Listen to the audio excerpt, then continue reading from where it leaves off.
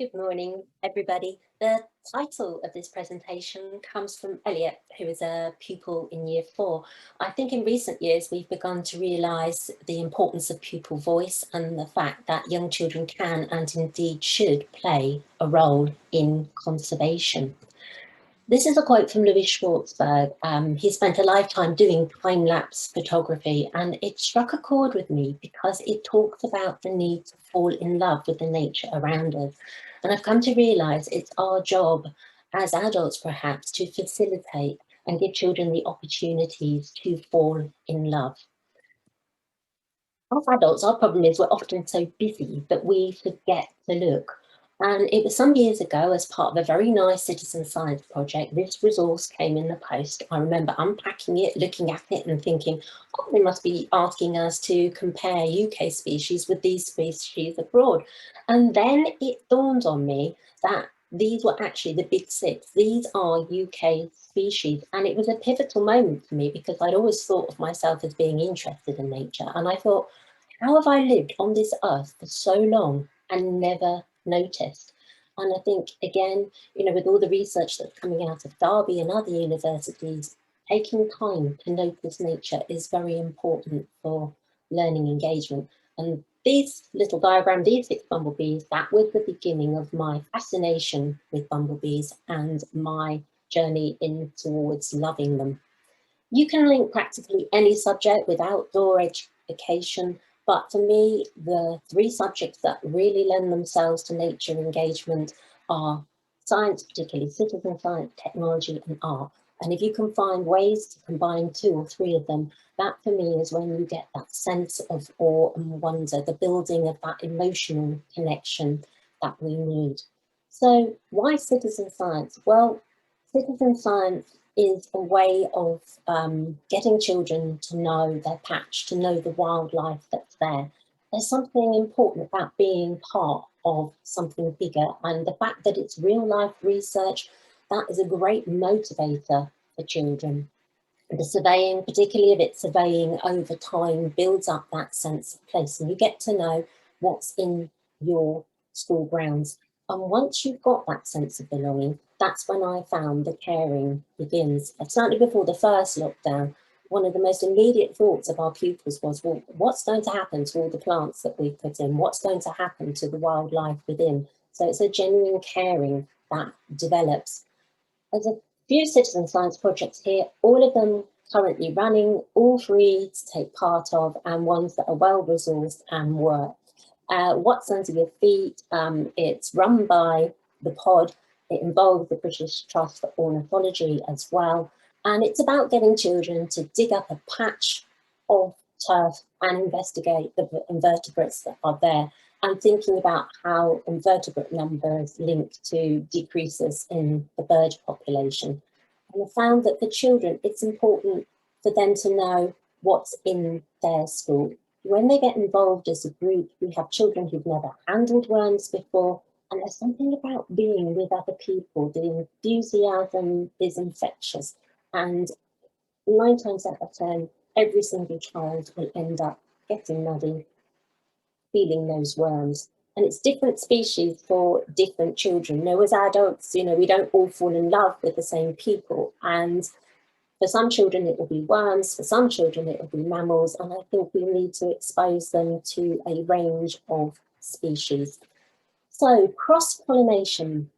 This project involves scientists, academics, technologists, educators, and most importantly, students. We're trying not to reinvent the wheel, but use resources that are available. We are creating some as well. A cycle of learning. So the idea is you learn about pollinators, why they're under.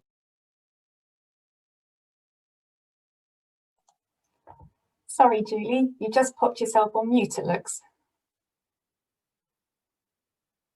I will unmute. I don't know if my computer's doing odd things. Sorry, I was just saying about the cycle of learning that, you can learn about pollinators, you go out and record them in your patch, hopefully then encourage to improve that habitat for pollinators, and then most importantly, communicate their plight to other people and to take action for them. It comes with a whole package of resources, too many to go through here, but just to say that if you dip into them, use them before the 9th of July, the start of Bees News Week, if you post on social media, hashtag Crosspolly, there's a chance to win bulk packs of seeds for your school, or you can enter as an individual. So it's always nice to have the chance for a freebie. Although it's aimed at upper key stage 2 and into secondary, you're never too young to start to fall in love. I'd just like to play you this little clip and perhaps watch this little girl's face. We started off looking and hunting for these knitted bumblebees, which are species specific, but actually came across the reel. As an aside, if schools are not growing, if they don't have their own patch, please encourage them. Strawberries are absolutely brilliant, good for sexual reproduction, asexual reproduction, brilliant for pollinators, and also very good for people. Oh, I saw a bee! There, I found a bee! I found a bee there! I found one! Guys. And for me, these two children, that says it all, you know, their enthusiasm has spread to their peers. We have children who were worried about bees, who are no longer worried. We've got small children coming in and telling you what they've spotted in their own patches. And to my mind, this is how the love and the fascination with the nature that is on your doorstep begins. So I mentioned the campaigning element of Crosspolly. This began from an art with a message competition, and art has a very important part to play, I think, in conservation. It's pupil-led, it's pupil-run, and essentially it encourages people to plant a metre by a metre square of pollinator-friendly planting, or if you don't have room for that, a pot. And I know that all citizen science ultimately contributes to conservation because the data is used. But to my mind, with the biodiversity crisis that we are in, if we are not seizing that opportunity to encourage advocacy in children, I think it's a missed opportunity. You know, if you're learning that things are under threat and under flight, then why wouldn't you want to do something about it? And it's giving the children that sense of empowerment that they can and in fact do make a difference. I'm going to let the children explain to you about this one. This is Buzz Club, Hoverfly Lagoons, our first year of doing them, but a fascinating little project. So we have done some hoverfly lagoons, and we've counted how many we found, and we found 47 rat-tailed larvae in our hoverfly lagoons that we made about 2 months ago. And then I went home and made my very own hoverfly lagoon because they're pretty easy to make. All you need is some grass and some water and some leaf litter from your own garden, and you can find that. And the excitement of having like little baby rat-tailed larvae in my garden was so like happy. So it ricocheted on me, and it can ricochet on other people as well. I honestly didn't expect children to say that seeing rat-tail larvae brought them happiness, but she was completely genuine about this. They are, as Tiana said, pretty easy to make. My big mistake was actually getting over enthusiastic and making too many of them, using up all of the supply of old milk cartons in the staff room. And with a lot of projects in the grounds, the setting up of things is one thing, and the maintenance and the surveying is another. So sometimes less is more. And my other tip when it comes down to surveys is if you can have, you're working with large groups of children, have some activities that are more or less independent and not adult intensive, because despite all that you say, there is always an element of competition when it comes down to surveying, and there will be children who tell you they have spotted 34 bumblebees, either because they want to outcompete the group next to them, or because they have counted the same bumblebee multiple times. So I've learned over the years, again, to keep it small and to keep it focused. Technology, now technology often portrayed as the evil one, the one that stops children from connecting with nature and the reason why we are disconnected. It might be slightly controversial, but I would like to disagree in the sense that if it's used constructively and in the right context, I'm a great believer that technology can actually enhance It certainly can enhance observation, gets children to look at details that perhaps they would never have looked at before. Hopefully I'll give you a few examples.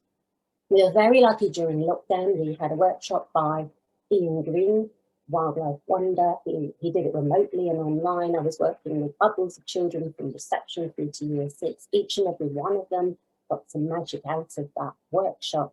And he's really asking you to open your eyes, to look at the nature on your doorstep in a different way, to be amazed and to be surprised. And it's something that we've carried on using. It was very useful with home learners as a way of connecting what was going on at home and in school. And we've recently begun using the techniques in other projects, so well worth looking at. If you haven't done a Bioblitz or you're involved or have the opportunity to help schools run one, then I would implore you to do so. Grounds for Nature Bioblitz, not too late to sign up. In fact, we're doing ours this week. It uses an app called See, which essentially you capture an image and then it will help you to identify that organism. No, it's not perfect. It's like the rest of us. It's still learning, but if it cannot identify it, then you can post to iNaturalist and someone in that community will.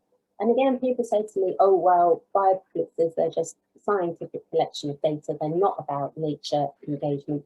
But actually, again, I would disagree because they do offer children that magical moment. This was a child who's speaking about a Bioblitz from a year ago. No prompting from me, straight to the camera, and I said, tell me about your experience. One thing that I did find last year in my school ground when I was doing it for the school was I found an elephant hawk moth just on the wall outside of our library. And it was really a really beautiful creature. It had lots of different colours and it was just a really exciting thing to find. And for that child, that's something that he's never saw before. It's a special moment, it's a magical moment, and it spurred him on to actually carry out further Bioblitzes in his own time. And again, Seek is something that I use. I have some wonderful volunteers. They're in their 70s, they come in to garden, and I really honestly could not tell who was having more fun, the children or the adults, and they have actually carried on using that to identify plants in their own time. So from the very young to the not so young. Couple of tools from Crosspollination. This is the Bumble Bee and identification tools, butterflies and bumblebees. We found that children learn the skills online and they are beginning to apply them in the field. Equally, at the request of children, it's now possible to upload your own captured image and use the drop-down tools to help you. It's a combination of artificial intelligence and human learning and trying to find ways to make the best of it. There's a planting for pollinators tool as well that will give you species-specific planting. It's about trying to give users feedback. Another little project began, certainly as part of lockdown, about connecting children with nature, but also about reconnecting with one another because it has been the most bizarre 18 months for all of us. So Young Tree Champions, the hashtag is Force for Nature. It's about getting children to speak up for nature, to speak up for the nature that's around them, and then spread that further out and into the community. It's free to join. There's a free club account in which people are blogging and sharing their ideas. We're borrowing ideas from other people, celebrating others. So it has a good community feel. First round of funding gone. September, they are about to launch more tree packs, more trail kits. So do spread the word. Very supportive of the project. As part of that project, we have created audio trails. If you've never used the Wild About Gardens resources, they're brilliant. They're collaboration between the Royal Horticultural Society and the Wildlife Trust. They take different species. They've done hedgehogs, wild bees. This year it's beetles, so we learnt about beetles, understood what the problems were, and of course the next step, the children then wanted to improve their grounds for beetles, and we've turned it into an audio trail so that hopefully when people come back on site, they can actually use this and follow it. Welcome back to our podcast. We are your hosts, Harrison, Amelia and Matthew. Did you know redwood habitat is very important for wildlife? Some beetle larvae actually stays in redwood for up to 6 years. Beetles use wood to feed and breed. Moss and fungi are very important on log piles because it's very good for the insects. Our advice to you is keep looking after nature. Thank you for listening. So again, the beginning of this campaigning element and some of the other trails encourage people to try and adapt these techniques in their own spaces. Art, not enough time to justify art. There's a whole topic in itself, and I know other workshops will actually cover it. But it's the emotional element that comes with art. Creativity has been squashed out so much of the primary curriculum. So I implore you, any chance that you get, to see if you can link art in. It encourages us to reflect on our relationship with nature, again, using all the senses which are so important for engaging and connecting children with nature. If you want a quick fix, it's outdoor art.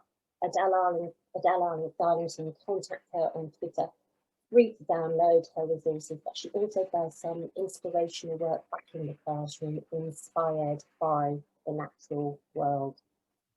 So thinking about what works, well, for me, if a school isn't gardening, if there are ways and means that you can get them to do so, it's magical. It brings children in closer contact with nature. You begin to see the relationship between species. If the science lead isn't doing longitudinal studies, again, getting children out on the grounds, not just during the sunshiny summer months, but also right the way throughout the year is important. We have a hedge that our youngest children call the spider hedge. It's a bramble hedge along the boundary, but that's their first memory of it in the autumn when they start. Again, getting that sense of place. Start small and build big, both in terms of the children that you work with. It's perfectly okay. I began doing things with a small after-school group. So build from small to whole school engagement. Again, in terms of the projects that you do, because, as I say, putting them in is one thing, maintaining them is another. Buddying up, both find yourself a buddy. It can get lonely sometimes, but also buddying up children. Pre-COVID, we were looking at and actually using very successfully Year 6 children working with reception, and the skills that they pass one another. Again, that sharing of learning together is magical. And finally, make spaces for people that they can make their own. It's often those little spaces that are close to classrooms that children encounter daily that work the most magic. So we began 13 odd years ago. We dug out a single 2-metre bed, and the difference that made, the children wanted to do an extra cafe. Again, it gave us resources for outdoor learning, for art. The memories of laying in your tummy with the sun, shining, and the breeze in your hair, and getting up close and doing your observational drawings, tracking an ant or a bee. And it already improves and brings you closer to nature. I can't underestimate the significance of small spaces. We've got some wonderful large spaces on the site the children have created, but not everybody can create those in their own garden. Some children, obviously, don't have a garden. So showing them that you can do something with a pot, that small changes make a difference, that if you have enough people making enough small changes, then that's what makes a big cumulative difference. Get hold of your wildlife trust. I know there are lots of amazing NGOs out there, but certainly Team Wilder getting schools and the community involved. They're trying very hard to support schools in order to make a difference to wildlife in their grounds. Just as a recap, explore together, learn, share from one another, adults, children, different age groups. Celebrate. If you are an NGO, find what schools are doing and celebrate with them, because so often there's so much that goes on, really unnoticed. And just as I say, using all of your senses and getting out there. And finally, I would not be forgiven if I did not ask you to make a poly promise, and I will pop that in the link afterwards. And thank you very much, and I hope it's been useful.